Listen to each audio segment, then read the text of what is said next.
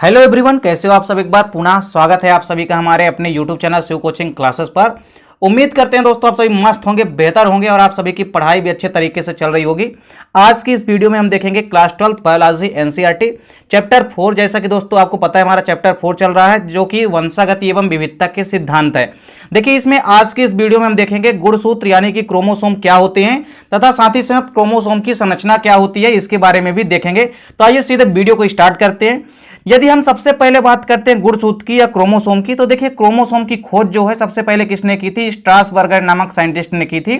1875 में की थी। कब की थी इन्होंने? सन 1875 में की थी।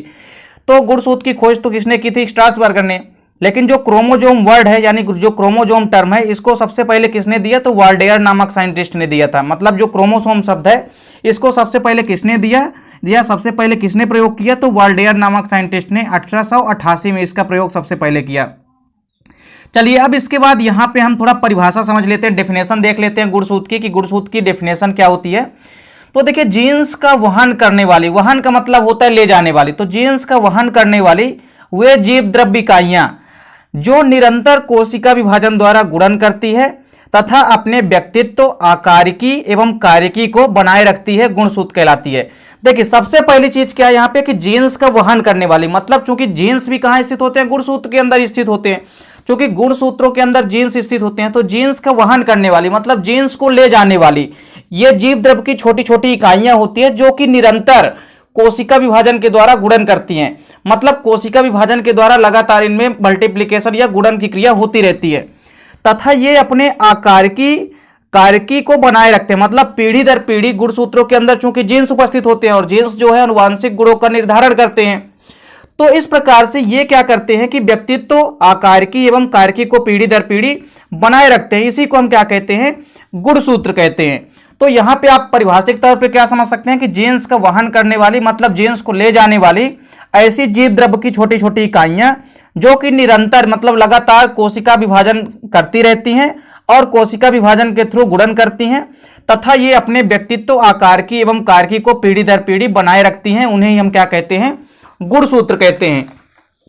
अब यहां पे आप एक चीज देख सकते हैं, जैसे हमारे पास कोई एनिमल सेल है तो इस एनिमल सेल में आपने देखा होगा कि जो केंद्रक होता है, तो केंद्रक की संरचना को यदि हम माइक्रोस्कोप में जूम करके देखें तो उसमें कई सारे आपको इस प्रकार से जालक के रूप में संरचना नजर आएगी जिसको कहते हैं क्रोमैटिन तंतु।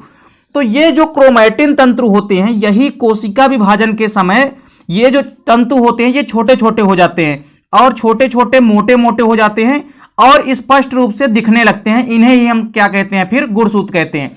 तो देखिए यदि हम बात करते हैं गुणसूत्र की तो आप लोगों को यहां पे हमने ओवरऑल एनिमल सेल की पूरा डायग्राम यहां पे हमने नहीं बनाया, लेकिन आपको समझाने के लिए यहां पे थोड़ा सा बनाया गया है कि जैसे कोई एनिमल सेल है तो इसके अंदर जो केंद्रक होता है, केंद्रक में आप लोगों ने देखा होगा कि इस प्रकार से जाल जैसी संरचना होती है जो कि क्रोमैटिन तंतु कहलाते हैं।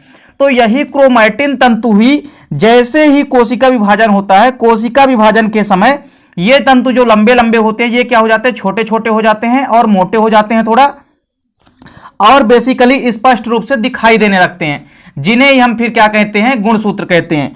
तो इस प्रकार से दोस्तों जो गुणसूत्र होते हैं, तो गुणसूत्र जीन्स का वहन करने वाले जीव द्रव्य की छोटी छोटी इकाइयां होती है जो कि निरंतर कोशिका विभाजनों के द्वारा गुणन करती हैं और पीढ़ी दर पीढ़ी आकारिकी, कार्यकी एवं व्यक्तित्व को अपने बनाए रखती हैं। चलिए अब यहां पे यदि हम बात करते हैं गुणसूत्र की संरचना की यानी कि स्ट्रक्चर ऑफ क्रोमोसोम, तो गुणसूत्र की संरचना की यदि हम बात करते हैं तो बेसिकली गुणसूत्रों की संरचना में हमें कई सारे भाग दिखाई देते हैं। अब यहां पे आप देखिए कि हमने जो गुणसूत्र की स्ट्रक्चर यहां पे बना रखी है, इस गुणसूत्र की संरचना में आपको कई सारे भाग यहां पे दिखाई दे रहे हैं। तो इस गुणसूत्र की संरचना की यदि हम बात करते हैं तो बेसिकली यह जो गुणसूत्र लिया गया है ये मध्यावस्था यानी कि मेटाफेज का डायग्राम है, क्योंकि मध्यावस्था में जब कोशिका विभाजन की मध्यावस्था आती है तो मध्यावस्था में जो गुणसूत्र होते हैं वो स्पष्ट रूप से दिखाई देते हैं। तो देखिए गुणसूत्र की संरचना में आपको कई सारे भाग दिखाई दे रहे हैं। तो जिसमें देखिए सबसे पहला भाग है गुणसूत्र का, तो देखिए सबसे पहला भाग है क्रोमोनिमेटा। क्रोमोनिमेटा की यदि हम बात करते हैं तो देखिए प्रत्येक गुणसूत्र जो होता है वो दो ऐंठे हुए सूत्रों का बना होता है और इन सूत्रों को ही हम क्या कहते हैं? क्रोमोनिमेटा कहते हैं। और क्रोमोनिमेटा के चारों तरफ जो है मैट्रिक्स होता है और जो चारों तरफ से एक महीन झिल्ली के द्वारा ढका होता है, जिसे हम क्या कहते हैं, पेलिकल कहते हैं। अब यहां पे आपको स्पष्ट रूप से समझ में आएगा डायग्राम में। तो अब जब आप यहां पे डायग्राम में देखेंगे तो यहां पे देखिए, यदि गुणसूत्र की संरचना के अंदर आप देखेंगे तो ये यहां पे आप देख सक रहे हैं कि प्रत्येक गुणसूत्र के अंदर दो ऐंठी हुई संरचना दिखाई दे रही है, मतलब एक के ऊपर एक जो है ऐंठी हुई या घुमावदार संरचना जो है दिखाई दे रही है। यही घुमावदार संरचना ही क्या कहलाती है, क्रोमोनिमेटा कहलाती है। अब देखिए, अब इस क्रोमोनिमेटा के बाहर जो खाली स्थान है, इस खाली स्थान को हमने किसमें से दर्शाया है, इसको हमने डाट डाट करके हमने यहाँ पे ब्लू कलर से दिखा रखा है। तो यहाँ पे जो क्रोमोनिमेटा के जो बाहर जो खाली स्थान ये पूरा नजर आ रहा है, क्रोमोनिमेटा के चारों तरफ का जो खाली स्थान है, ये क्या कहलाता है, मैट्रिक्स कहलाता है। क्या कहलाता है, ये मैट्रिक्स कहलाता है। वहीं गुणसूत्र के चारों तरफ एक जो झिल्ली पाई जाती है, मतलब जो मैट्रिक्स चारों तरफ से जिस संरचना के द्वारा ढका होता है, उसे हम क्या कहते हैं, पेलिकल कहते हैं। तो ये जो चारों तरफ से घिरी हुई संरचना होती है, जो कि मैट्रिक्स को घेरी हुई होती है, इस संरचना को हम क्या कहते हैं, पेलिकल कहते हैं। तो सबसे पहला भाग कौन सा, क्रोमोनिमेटा।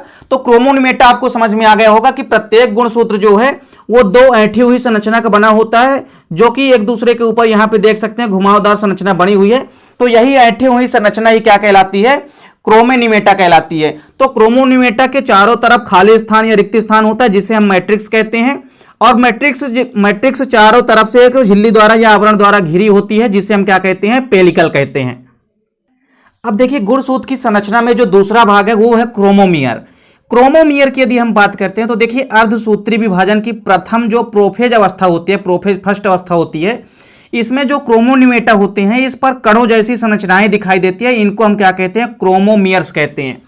अब आप यहां पे डायग्राम में देख पा रहे होंगे कि यदि हम डायग्राम में देखें क्रोमोमियर कहां पे है, तो ये आपको क्रोमोमियर नजर आ रहे हैं। तो ये जो प्रोफेज फर्स्ट अवस्था जैसे ही होती है अर्धसूत्री विभाजन की, इसमें क्या होता है, जो क्रोमोनिमेटा होती हैं, ये जो दो ऐंठी हुई संरचना होती है, इसके अंदर आपको क्या दिखाई दे रहा है, तो इसके अंदर आपको काले काले रंग के स्पॉट या धब्बे नजर आ रहे हैं, और इसी को हम क्या कहते हैं, क्रोमोमियर कहते हैं। तो क्रोमोमियर आपको समझ में आ गया होगा कि जो क्रोमोनिमेटा होते हैं, इनके अंदर कण जैसी संरचनाएं होती है, या आप कह सकते हैं स्पॉट जैसी कई सारी संरचनाएं नजर आती है। जैसे यहां पे आपको दिखाई दे रहा है, कई सारे डाट डाट यहां पे संरचना ब्लैक कलर की नजर आ रही है, इसी को हम क्या कहते हैं, क्रोमोमियर कहते हैं। तो क्रोमोमियर क्या है, क्रोमोमियर जो है किसी भी क्रोमोनिमेटा के अंदर पाए जाने वाले कणों की जैसी संरचनाएं होती है, जिन्हें हम क्या कहते हैं, क्रोमोमियर कहते हैं। गुणसूत्र की संरचना में यदि आप देखेंगे अगले भाग में, तो अगला भाग है सेंट्रोमियर, या इसको हम क्या कहते हैं, प्राथमिक संकीर्णन। तो देखिए, प्राथमिक संकीर्णन या प्राइमरी कंस्ट्रिक्शन इसको कहेंगे इंग्लिश में। सेंट्रोमियर की यदि हम बात करते हैं तो देखिए, सूत्री विभाजन की मेटाफेज व एनाफेज में जो गुणसूत्र होता है, उसमें एक संकीर्णन दिखाई देता है, मतलब एक गुहा दिखाई देती है। इसे ही हम क्या कहते हैं, सेंट्रोमियर या प्राथमिक संकीर्णन कहते हैं। और यह गुणसूत्रों को दो भुजाओं में बांटता है। अब आप यहां पे देख सकते हैं, अब आपको यहां पे क्या दिखाई दे रहा है कि गुणसूत्र की संरचना में यदि आप देखेंगे तो ये जो धसी हुई संरचना होती है ना, ये किसी भी क्रोमोसोम या गुणसूत्र के अंदर जो आपको यहां पे धसी हुई संरचना नजर आती है, इसे हम क्या कहते हैं, सेंट्रोमियर कहते हैं, या कि प्राइमरी कंस्ट्रिक्शन कहते हैं। तो सेंट्रोमियर क्या करता है, गुणसूत्रों को दो भागों में बांटता है। देखिए, सेंट्रोमियर की स्थिति के आधार पर, चूंकि ये सेंट्रोमियर जो है ऊपर भी स्थित हो सकते हैं, बीच में भी स्थित हो सकते हैं, या कि सिरे पर भी स्थित हो सकते हैं। तो सेंट्रोमियर की स्थिति के आधार पर भी गुणसूत्र कई प्रकार के होते हैं, जो कि आपको अगले वीडियो में प्रोवाइड की जाएगी। तो देखिए, सेंट्रोमियर या प्राइमरी कंस्ट्रिक्शन, यानी यदि हम बात करते हैं सेंट्रोमियर या प्राथमिक संकीर्णन की, तो प्रत्येक गुणसूत्र की क्या होता है कि मेटाफेज व एनाफेज अवस्था में क्या होता है, जो गुणसूत्र होता है उसमें एक संकीर्णन यानी कि गुहा जो होती है, सक्रिय गुहा दिखाई देती है, जिसे हम क्या कहते हैं, सेंट्रोमियर कहते हैं। मतलब गुणसूत्र इस स्थान पर धसा हुआ दिखाई देता है, तो इसी को हम क्या कहते हैं, प्राइमरी कंस्ट्रिक्शन या कि सेंट्रोमियर कहते हैं। तो सेंट्रोमियर या प्राइमरी कंस्ट्रिक्शन का कार्य आपको समझ में आ गया होगा। यह किसी भी गुणसूत्र यानी कि क्रोमोसोम को दो भागों में बांटता है। अब इसके अलावा देखिए, जो अगली संरचना है वो है द्वितीयक संकीर्णन। द्वितीयक संकीर्णन की यदि हम बात करते हैं तो देखिए, कुछ गुणसूत्र ऐसे होते हैं कि उनमें प्राथमिक संकीर्णन के अतिरिक्त लंबी भुजा में एक अतिरिक्त संकीर्णन भी पाया जाता है, जिसे हम क्या कहते हैं, द्वितीयक संकीर्णन कहते हैं। और द्वितीयक संकीर्णन के जो आगे का भाग होता है वो क्या कहलाता है, सेटेलाइट कहलाता है। यह चीज आपको ध्यान में रखनी है कि द्वितीयक संकीर्णन मतलब क्या होता है कि जैसे प्राथमिक संकीर्णन है किसी किसी गुणसूत्र में क्या होता है कि गुणसूत्र थोड़ा यदि लंबा हो गया है तो उसमें प्राथमिक संकीर्णन के अतिरिक्त एक और संकीर्णन नजर आने लगता है, जिसे ही हम क्या कहते हैं, द्वितीयक संकीर्णन कहते हैं, यानी कि सेकेंडरी कंस्ट्रिक्शन कहते हैं।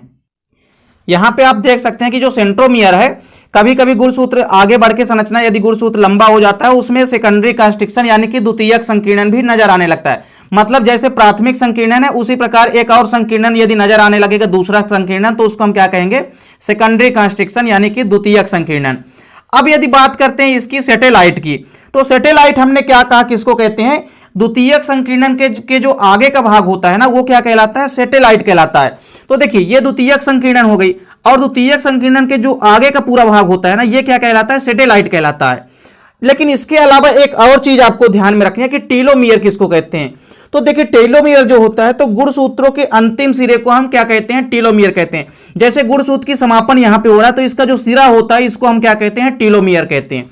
तो इस प्रकार दोस्तों यहां पे गुणसूत्रों की संरचना से संबंधित जो भी पॉइंट है वो आपको उम्मीद करता हूं कि समझ में आ गए होंगे।